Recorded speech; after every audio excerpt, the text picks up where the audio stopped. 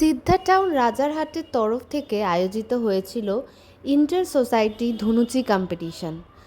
So আমরাও সেখানে part নিয়েছিলাম আইডেল এনক্লেভ রাজারহাট। প্রথমে সত্যিই বুঝতে পারছিলাম না কি হবে, বিকজ এত হেকটিক শিডিউলের মধ্যে এই ধুনুচি ডান্স করার বা রিহার্সাল করার টাইম আমাদের কারোর কাছেই ছিল না। কিন্তু তবুও 2 দিনের মধ্যে আমরা কোরিওগ্রাফি করে কিছুটা ম্যানেজ করেই গেছিলাম। খুবই ভয় লাগছিল, কারণ গরম ধুনুচি ধরে আমি কোনো দিন নাচিনি, আর আমি পুড়ে যেতে খুব ভয় পাই। সো আমি প্রচণ্ড ভেতর থেকে ভয়ে ছিলাম যে এই গরম ধুনুচিগুলো ধরে কি করে নাচবো।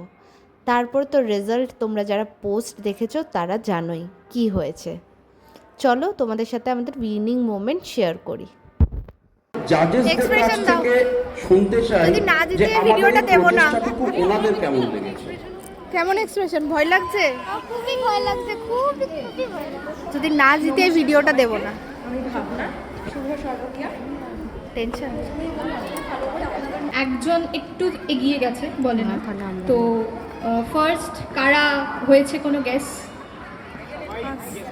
কারোর মধ্যে কোনো এনার্জি নেই, মানে কে হতে পারে বা কেউ